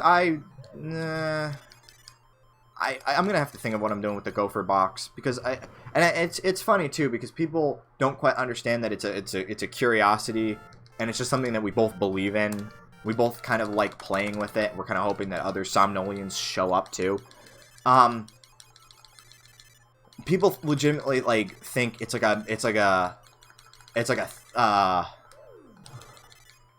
this super serious thing, and I'm just being super pretentious about it. It's like, whatever, dude. God forbid we have anything we're playing with. God forbid we have these little I can't even speak anymore. Historical curiosities that we're playing with because they're kind of fun, and it's like, oh, look, I have a use for Netscape now. No, everything is super serious all the time. Like, these people have no sense of humor. Like, I've said this in multiple streams. These people have no sense of humor. They have no sense of self. They have no identity. That's why I'm all over Leroy's site. He just made his Neozone site literally a clone of my site, but, like, really shitty. Like, it's not even a good parody of my site. All he did... Yeah, no, I like Gopher too. I think there's a lot of potential in being able to use Gopher for, you know, document retrieval and what have you. So, yeah, I would like to look into another way to get the Gopher box up, because it doesn't really work on my computer. Maybe it'll work a little bit nice, because I did have it working on Mojave, but as you might see on the Somnolescent blog, I had to reinstall Sierra on it because of the partition table getting all mangled. It was kind of a shit show, and I've since tried to remotely set up Gopher again, but it's like it doesn't seem to want to remember my firewall rules, and the launch agent is kind of funky, and it's just a weird kind of thing. It's just kind of like I can't seem to get it working again. And I'll be back home in a couple weeks, as I've been saying, so maybe I'll play with it. I'll give it one last shot, and worst case scenario, if that doesn't work, I'll look into something else. I don't know. I like Gopher a lot, but I can't just like Gopher. It has to be like a big pretentious thing that I'm trying to do with Gopher, rather than just it's a thing I'm fucking with because it's fun. God forbid we do anything for fun on the internet, and that's the whole reason why I made fun of people in the first place. I did it for fun, but you know, again, people on the internet don't seem to quite understand that fun thing. They don't seem to quite understand, hey, let's just fuck around for a bit. Let's just get online and fuck around and distract ourselves. Let's just do that. And it's like people can't be honest about themselves. They can't be honest about fucking anything. And that's why, honestly, I'm not even really concerned that I'm giving them ammunition, that I've, you know, told them that they bother me and what have you. I don't give a fuck, because it's like, you want to make me out to be a monster, I'll be the most human I've ever fucking been on a stream. This is me leveling with you. You want to make me out to be a giant goddamn monster. You have fun with that. Doesn't mean I have to fucking hear it and deal with it. And I can't fucking stop these people anyway. I don't care. Whatever. You can go off and do your own thing and just be constantly bothered that, again, somebody last year had some not so nice things to say about your site and said you were kind of a retard. And if that's enough for somebody to outright, you know, say, oh, he's an asshole, disregard him, go ahead, avoid me. I wasn't going to talk to you anyway. But for these people to try doing like gay ops, like the way that I don't even fucking know who it was, but they got to a DeviantArt account called Merito before I did, and it was like the laziest fucking thing where they just joined a couple fetish clubs and just like, they didn't even have an account, like an icon or anything. They had like a failure song linked. It was like the laziest fucking thing. Like, there wasn't even like an attempt made to actually impersonate me. It was just like, let's take the name and put piss on it, basically. And that's your brilliant op. And I just immediately got on with like, yeah, exactly. And that's what sane people do. That's the thing I don't understand. That's what fucking normal people do. Is they say, oh, well, here's some dickhead online. They did, but that never went through because I never verified the email. But I wasn't going to use Neopets. Have fun. Call yourself Merito and have fun on there, I guess. I don't know who fucking uses Neopets anymore. But it's like, they've tried to impersonate me badly on a bunch of sites. They've they try these increasingly gay ops, but again, they can't decide if I'm a monster or if I'm just really funny to laugh at, and it can't be both. I simply cannot be both. And you see this, and it's funny too, because this person who was trying to like help me started by saying, oh, somebody was gonna make a Kiwi Farms thread on you. First off, bitch, I'm on Kiwi Farms. You know, that doesn't stop people from occasionally eating their own on that site, but it's like, there's nothing funny about me. I'm, aside from me being funny, because I am, but it's like, you're not gonna get any, like these people genuinely think they're gonna, like, make like a personal army thread about me, and then, all the Kiwis are gonna come and, troll me, and then something, even though literally in the rules of the site, they say, don't go fucking with people, because you're gonna dry up our supply of, you know, funny shit, because I don't know if you've noticed, but you can just leave actual cows alone and they'll be funny because they're inherently funny people. Like, Leroy says stupid shit all the time. Owlman is pretentious as all fuck. It's funny. And he's also, you know, a massive pedophile, but aside from that, it's like the way I see it, there's nothing. What do? I write fantasy stuff. I write some gay stuff for my girlfriend sometimes, and I occasionally make a Quake level, and I have music. Like, I make stuff, and sometimes I have a hot take. If that's enough to get a fucking Kiwi Farms thread at this point, then the standards for a cow has gone way the fuck down, especially that I don't actually have much of an internet presence. Aside from my site, and aside from Somnolescent itself, I don't have an internet presence. So you kind of have to just wait for me to say something on one of my many. And again, these streams are going down. I'm not going to be fucking streaming after this. You know, this isn't going to be the very last stream. I'm going to be doing one more. But it's just like, it's beyond the point of absurdity at this point, really, to look at these people who legitimately think that they're getting one over on me. They think that, again, they can't make up their mind. And the thing is, by doing this shit, they're actually pedestalizing me. They're putting me up on this massive pedestal, not pedophile. I would not be on top of Owlman. But anyway, they're the ones who put me up on this pedestal. It's like, this is something, this is the Antichrist right here, and he's a cult leader, and he's manipulated some, because as we all know, the best manipulated, you know, the best kind of person to manipulate is someone 3,700 miles away.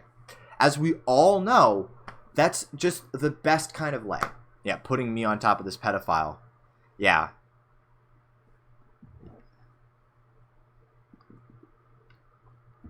Take a drink. Again, please don't put me on top of Owlman. I don't think he showers regularly.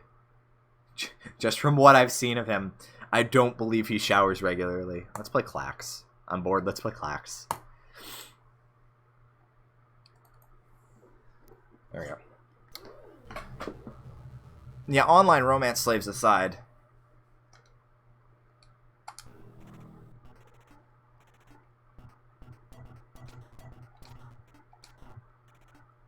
Oh man, I forgot I got sound.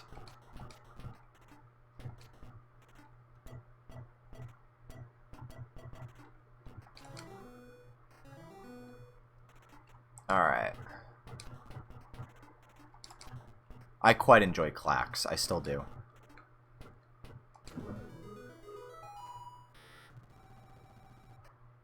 Yeah, I saw that. And that's the thing. They're like, they're still like crazy obsessed. And they're never gonna stop. I don't think. Maybe they will. I don't know. And ultimately at this point, I'm just gonna like ignore them. Like I said, I've cut off the comments to the blog. I'm just I'm cutting out ways for them to contact me, essentially. And I know they're watching. I don't care. I don't care. You guys can fucking know about it too. Know that you're all fucking insane people, and it's not like you're not getting one over on me. You're just making yourselves look incredibly desperate. That's because you fucking are desperate. But it's like, yeah. So they put these quotes on my, you know, on their site about me. They write responses to me where they're like, oh, he's this, that, and the other, you know? And it's just, it's like, who do you think you're fooling? And don't you realize that, like, you're dedicating more of your site to me, the person you supposedly despise? You're dedicating more of the site to me than you are any of your actual projects. And if that's not me living rent-free in the heads of several insane people, I don't know what is. But again, I'm quoted everywhere. They write responses to me. And again, when I stop getting this shit sent to me is the moment I'll stop even considering it. They seem to have this concept too that I like watch all of their sites, and that's why that they try to get back at me. Except for the fact that most of the time it's shit people send me. I don't check anyone's site because there's no need to. There's no reason to. And it's not like, oh boy, I wonder what's going to be on Leroy's site that's just so engaging and well put together. Nothing. He's tragically untalented, and he spends... Yeah, they talk about you having a mole and shit. Yeah, I do. I absolutely fucking do. And I've since told that mole to stop sending me this shit because I can't stand it at this point. Like, it's just so... It's so repetitive. And it's so bothersome to see, again, over and over the same old shit about how I'm... Or like the trans shit. And it's like, that wouldn't even be an issue if you all weren't constantly bringing it up. Like, that's like a major thing to them. They're like, oh, he hates trannies. Oh, it's like, okay. And, question mark? It's not like, I don't come into enough contact with enough trans people to give a fuck, really, about anything going on in their camp. I don't come into contact with them enough to give a fuck. But it's like a major sticking point for them. They just don't know how to handle it. They're like, wait, you have really shitty, oh yeah, you have such shitty views on, or they say, you know, they go with the whole soy boy thing. They say, yikes. Like, oh, you hate trannies. If you want me to, sure, absolutely. It's not like there's any real reason to like them.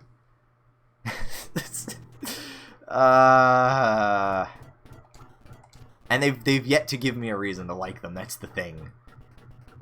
It's like, if you come into my DMs talking about how, oh, I want to help you and, you know, encourage you to be a better person when you don't fucking know me. You're not out here, you know, you're not trying to get to know me. You don't actually care about me. You've heard these secondhand accounts from insane people about how awful I am. Then you want to come into my DMs and try to, again, moral fag at me. It's like, yeah, of course I'm going to say the edgiest thing possible to piss you off. But, you know, and of course this person also happens to be trans. And it's just like, yeah, you've really proven me wrong there that all trannies are massively untrustworthy by immediately going to Nekojiru and friends and being like, yeah, so you know what he said? Like, you've definitely proven me wrong in my assertion that you can't trust a tranny because they're immediately going to go behind your back and talk shit about you. You've immediately proven me wrong by doing the same shit that I knew you were going to do.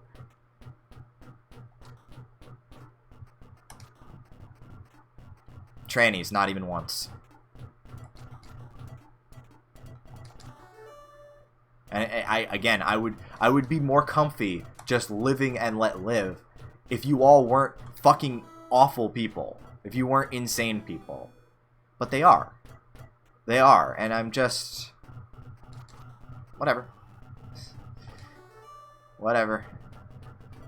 You can do your thing. I'm gonna do mine. And that's the thing I especially don't understand is I'm not out trying to, you know, I'm not out trying to hurt them. I'm not out to ruin their lives, ruin their livelihoods, out them to their fucking families. None of this shit. All I do is I have a strong opinion about them. And it's like, oh yikes. That's kind of awful. And it's probably, and I especially love when they have a problem with me saying some shit like, maybe try to pass. It's like, well, you know, if you want me to say you're a girl, even though you have 2-day-old stubble and a jaw that can cut glass, I'm not comfy with that. I'm not going and helping you with that. You're on your own.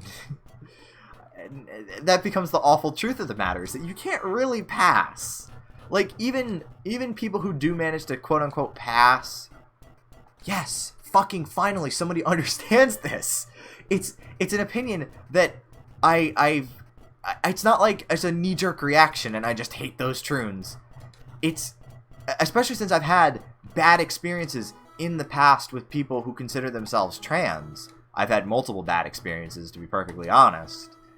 And they don't actually try to make an attempt to, like, convince me that, oh, you know, those are just bad people. You know, they were just kind of awful people. You know, no, most of the time they're on the defensive for these, again, awful people. And I'm just, it's beyond the pale. It's beyond the pale of absolute insanity, and I'm just, I can't really process it at this point. And I don't want to process it. Because it's like, I'm not getting anything out of this enlightening conversation where, again, you're trying to convince me that, well, you know, you have these really shitty views. Well, okay, are you trying to disprove these quote-unquote shitty views? No. You're just ass mad. You're just really fucking bothered. And no surprises, this fucking, I'll just fucking say their name outright because I've been talking about them. Rose Knight. Fucking Rose Knight comes into my DMs trying to talk shit about me and just thinking like, of course they're a tranny. And with a name like Rose Knight, I guarantee you there's some fucking ugly ass MTF who makes no attempt to pass. It's the same shit with all of these fucking people. Even people who do pass, it's just like, you don't really pass. You just kind of look the part enough that we're okay with calling you what you want to be called. You don't really pass. You always will look a little bit off. Like, even a Blair White will look a little bit off. A ContraPoints will always look a little bit off. And that's just the fact of the matter, is that you can't actually, you really can't transition. It's not a thing. But we tell people that they can because the alternative is mean. It's just a debate that goes in circles, and I've stopped caring. I've stopped. If you want me to consider you a decent person, be a decent person. The problem is that none of them are decent people. I've yet to meet a tranny that is not a shitty person.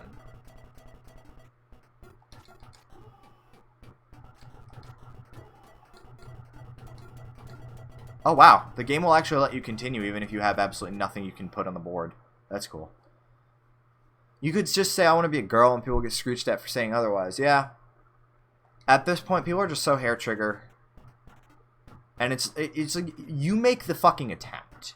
You make the attempt, and then I'll play ball. Until then, fuck off. I have no reason to. And people will say, oh, it's a courtesy thing. It's a human rights thing, sometimes they'll say. It's a human rights thing to not embarrass a troon by telling everyone that they look like a troon. Okay.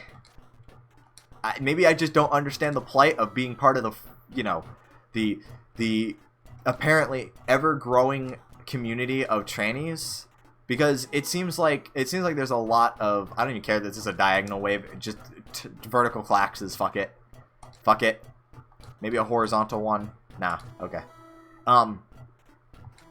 I don't believe that most of the people who say they're trans are actually dysphoric. I know for a fucking fact that several of the people that I've dealt with are not actually dysphoric. So, whatever. Whatever. Again, it's not a conversation I want to fucking have at this point. I didn't even mean to do a 4 KLAX. That's cool. Again, it comes down to just don't be a shitty person. But they want to immediately say, "Oh, well, you're a shitty person." Thank you. You've blown my argument wide open. You've convinced me of the awful things that I've been saying are actually truly awful. By what? Saying that I'm an awful person? Like, this is the mistake people make with white nationalists. If you really care about, you know, convincing neo-Nazis that, like, being a neo-Nazi is bad. Whoops. Maybe I'll actually try to play this wave properly this time. If you're actually convinced, like, if you actually genuinely want to try and convince neo-Nazis that what they're doing is, you know, kind of stupid, the first thing you don't do is you immediately tell them how awful of a person they are.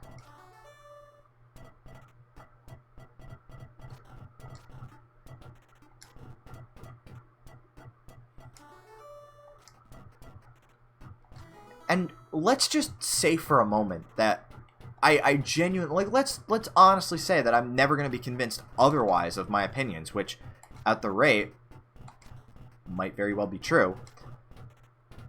So what? What's the problem? What's the problem if I don't like a certain group of people? What is honestly the problem with I don't like to be around these people, so I'm going to not be around them? What's the problem?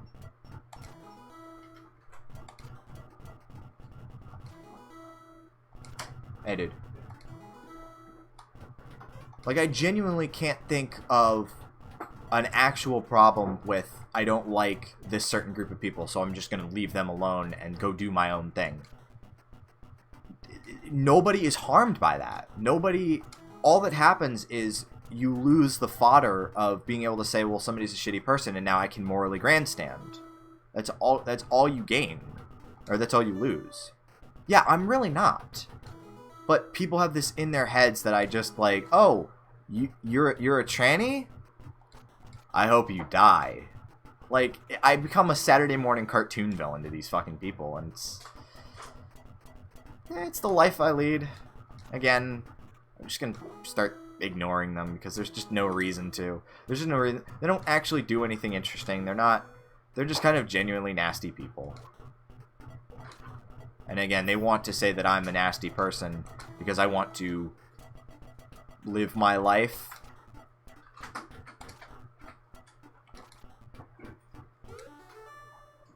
So yeah. I give up. I give up on this game. Yeah. I understand that I do put them on the defensive, but I'm not trying to convince people of, well, maybe we shouldn't, you know, just immediately, like, I'm not trying to convince anybody of anything. I'm just giving an opinion. But the problem is that opinions to these people are offensive. Opinions to these people, genuinely. I don't even really consider there a problem with going online and say, yeah, this is a hot take. I don't even consider there really a problem if somebody just outright says, I don't like black people. I don't really see it as a problem. Honest to God, if they're not out trying to hurt these people, if they're not out trying to silence them, take away their rights, and don't give me this bullshit, like this slippery slope fucking bullshit about, oh, well, you know, you allow those people to have their opinions and all of a sudden now Jim Crow's coming back. No, it's not how it fucking works. Some people just want to get on with their fucking day. Stop being a busybody. And that's the thing, they're all busybodies. They don't have anything going on in their lives. They're not interesting people. All they have is, the reason why they're so bothered about the trans thing is because they're boring fucking people. All they have is, I'm a tranny. That's all they have. Honest to God, the truth of the matter is, or maybe they'll have a little bit of shitty artwork up on their website. Maybe a little bit of that. But that's it. You know, they'll list off their likes and dislikes. But the most noteworthy thing about them is that they're trans, and they know they don't have an identity outside of that, because people who actually have an identity don't really have to claim that they're the other gender, because they have an actual identity. They don't have to define themselves based on gender roles that, to be perfectly honest, I'm kind of with you with getting rid of. But only in the sense of I ignore them. but there is kind of like, that's the thing. People are always like, oh, gender norms are awful, but that's because you don't fit into them. Honest to God, that's because you don't fit into them. The only problem is that, oh, well, I'm not the perfect man, and that makes me insecure. So we just need to get rid of the idea of a perfect man. It's like, no, these are ideals for a reason. They keep things running smoothly. That's just the harsh truth.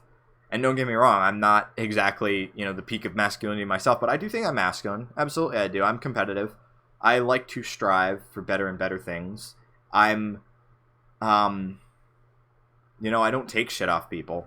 I'm perfectly fine with sharing my opinion. It's the internet. If you're dysphoric, you just tell people you're whatever. Fucking exactly. It's like, why do you need to... Why, if I'm genuinely like just the worst fucking person ever, why are you giving me ammunition? Why are you immediately giving me all the things I need to do to make fun of you? What are you doing? On the internet, nobody knows you're a dog.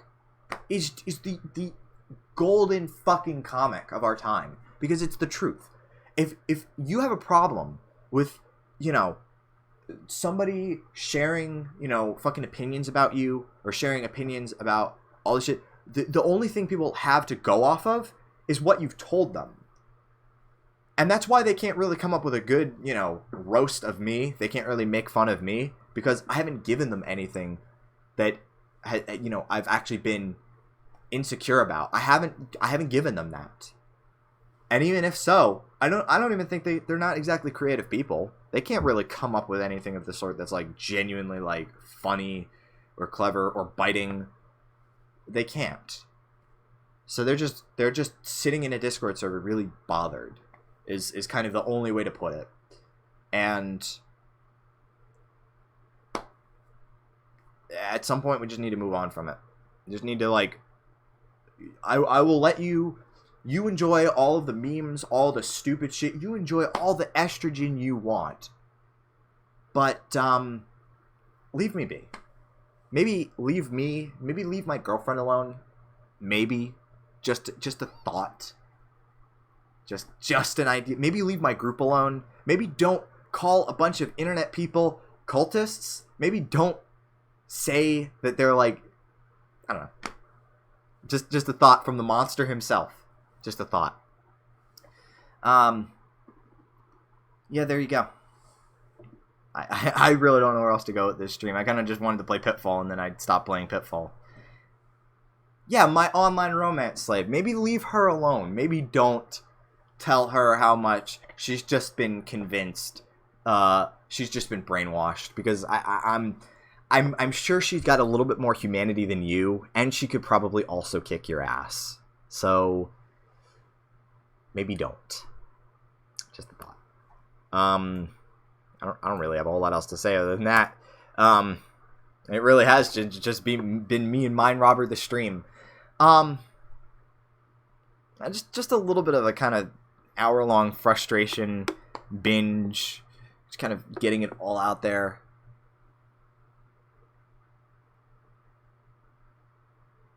Yeah, like, at what point do you cede the moral high ground? At what point are you like, okay, you're the monster, but you're not just a monster.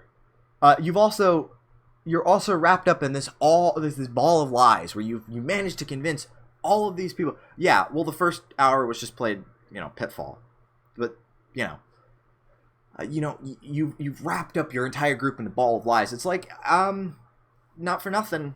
I'd like to find where people... Sometimes people call me a hypocrite, too. I'm like, please find me where I've been a hypocrite. Please find me where I've been a liar. Find me where I haven't been the most honest person in the room. I think that's, again, what bothers them, is that I'm very honest. And they don't like that. Hi, Niku. I'm just, blowing off steam right now. It's going to be one of my last streams, so I figure, fuck it. Fuck it, feed them a little bit. Who cares? Who cares? But the stupid shit I've seen lately, man. The stupid shit I've seen from these fucking people. This is not my last stream. My last stream is going to be on Saturday. And then I'm kind of done with it. Again, it's like these people are going to desperate and more desperate lengths to... And again, it's because they can't make up their mind if I'm a monster or if I'm fun to laugh at. It's like, I would say I lean more towards the latter. I don't actually think I'm a monster, but the problem is that these people can't really... It's all good. It's all good. It really hasn't been a particularly positive stream. Again, I'm just blowing off steam because, again, the shit I've seen this week. The shit I saw last week. Well, again, the sort of reason I'm not streaming is because I'm eventually leaving college and my internet at home is terrible and it can't really support a stream. The one possibility is that I will maybe do an audio only, like a podcast stream. Again, give it kind of a snappy name, let people in on it. Yeah, I'm not going to be on campus, so I'm just going to be, floating around, basically. I'm going to go back to my writing stuff. I've actually been feeling really fantastic lately, despite the hour I just spent complaining about internet people. Which is the absolute last of it, whatever. Again, just getting out of it. Because I don't want to. And there's just a bunch of other reasons. All the prep work, thinking of what to play. I don't really want to. I'd rather just be able to talk and be able to branch out, so I don't necessarily have to be playing a game as I'm doing this. Again, there's the potential that other people can get involved in it. People can come on and, I don't know. And that's a possibility. I don't have any immediate plans for that, but that is a possibility.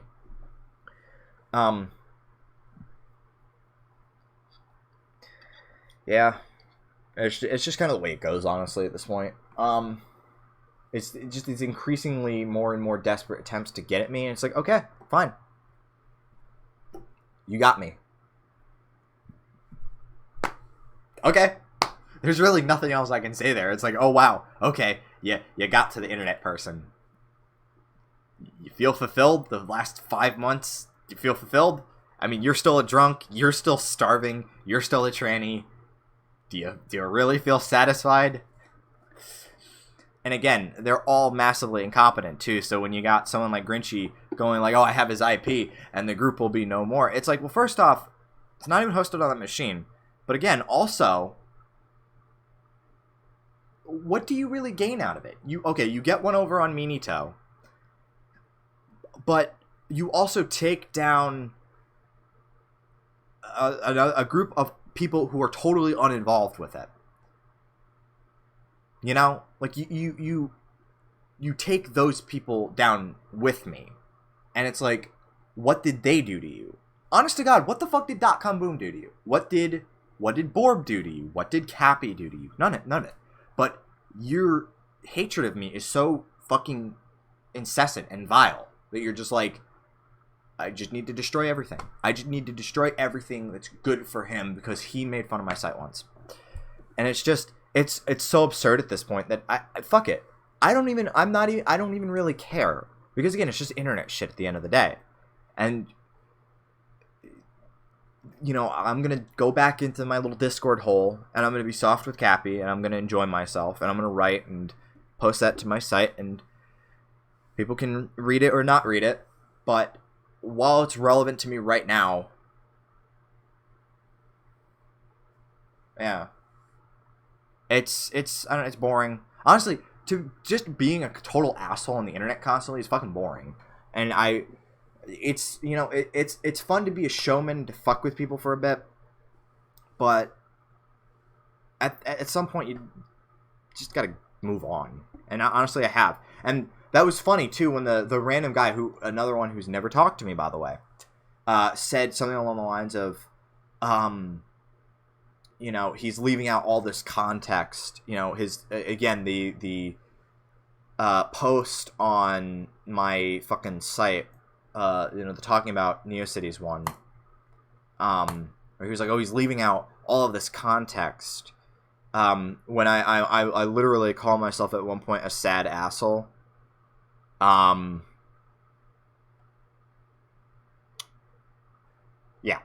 So I literally go into like how Cappy has affected my life, and how she's made me realize like I don't need to be doing this online shitposter thing forever. I don't need to just be taking shit off people. I can do something else. And clearly other people haven't realized that yet. It's like there's so much better to be doing with your time, and I that's what I do. I do better things with my time now, and people still try to get my attention. And the funniest part is when these same people are like, well, you know, you're clearly over it. You're clearly just so over it that you're still reacting to it. It's like, well, no. You come and bother me at every opportunity, and then you wonder why I'm still thinking about it.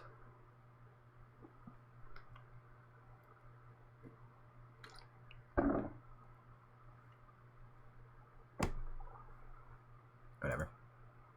That's there you go. That's as human as Naruto gets.